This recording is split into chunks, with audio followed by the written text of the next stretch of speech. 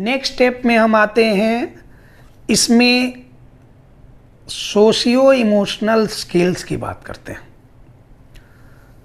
जैसे social communication की बात हमने कर रही कि बच्चों में सोशल कम्युनिकेशन डिसऑर्डर होता है, सोशल इंटरेक्शन की प्रॉब्लम होती है।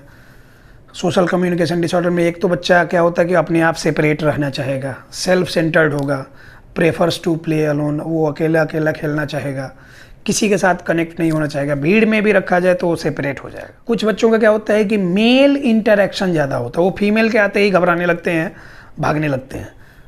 कुछ बच्चों में होता है कि फीमेल इंटरेक्शन ज़्यादा होता है, वो मेल से भागने लगते हैं। एक बच्ची हमारे यहाँ आती है, समझदार है काफ़ी, वो सेंसरी प्रोसेसिंग डिसऑर्डर है, बॉर्डर लाइन टाइप केस है, उसको ज़्यादा प्रॉब्लम नहीं है, मतलब अभी सिर्फ उसको एक्सप्रेसिव लैंग्वेज की प्रॉब्लम है। 6-7 महीने से हमारे साथ जुड़ी है और काफ़ी हद तक वो इम्प्रूव कर गई। पहले उन लोग रांची में थे और वहाँ पे सिर्फ जो उसको नीड नहीं थी वही चीज़ें चल रही थी, उसमें स्पीच थेरेपी चल रहा था, लेकिन स्पीच थेरेपी की कोई नीड ही नहीं थी। बच्चे में सेंसरी प्रोसेसिंग डिसऑर्डर था, सेंसरी इंटीग्रेशन थेरेपी की नीड थी। वीडियो देख के हमारे यहाँ आए और 6-7 महीने में काफ़ी हद तक इम्प्रूव कर गए। वो बच्ची अभी भी रेगुलर बेसिस पे हमारे फिजिकल सेंटर पे आ रही है। उसके घर में क्या है कि जो भी मेल लोग हैं बाहर में कहीं जॉब कर रहे हैं, तो बाहर में जॉब करने की वजह से वो क्या होता है कि मेल लोग सारे घर से बाहर रहते हैं, ओकेजनली ही आ पाते हैं, कभी छुट्टी मिला तो है, पापा उसके बैंकर हैं, उसके घर में और लोग भी अलग अलग जॉब में होंगे, घर में सिर्फ फीमेल है, उसकी मम्मी हो गई, दादी हो गई, बड़ी मम्मी, चाची जो भी हैं। तो बचपन से वो फीमेल के साथ ही रहे। अब क्या है कि उसमें सिर्फ फीमेल इंटरेक्शन ही है।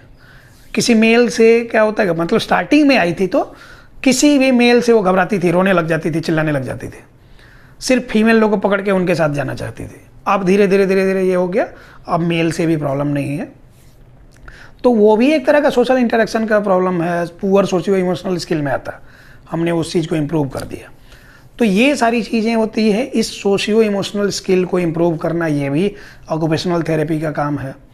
और सोशियो इमोशनल स्किल्स में जैसे हम लोग पब्लिक में जाएंगे तो कोई गैदरिंग हुई, हमारे ग्रुप की गैदरिंग हुई, हमारे फ्रेटर्निटी की गैदरिंग हुई, किसी ऑफिस में, कॉर्पोरेट ऑफिस में काम कर रहे हैं, वहाँ कोई पार्टी हुई, उसमें मेल से जैसे हम जाके मिलेंगे, अगर हम मेल हैं तो एक मेल से जैसे मिलेंगे, मेल हमारा जो कलीग है उससे जैसे मिलने का हमारा तरीका होगा, तो उससे जाके हम कितना ज़ोर से भी हग कर सकते हैं, उसे हैंडशेक जैसे कर सकते हैं। लेकिन वही फीमेल कलीग है, उससे मिलने के लिए कैसे हमको मिलना है, कितना डिस्टेंस मेंटेन करना, कैसे ये करना, हैंडशेक करना तो कैसे, जैसे हम लोग लड़का लड़का आपस में ये करेगा तो ज़ोर से ये करेगा, दबाएगा, ये कर, मतलब एक टीजिंग का ये होता है। लेकिन फीमेल के साथ कैसे बिहेव करना, वो भी प्रॉपर सोशियो इमोशनल स्किल में आता है।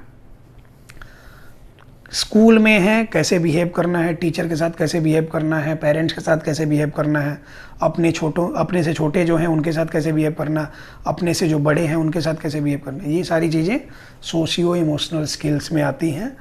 इनको भी इम्प्रूव करना होता है, वो भी ऑक्यूपेशनल थेरेपी का पार्ट है।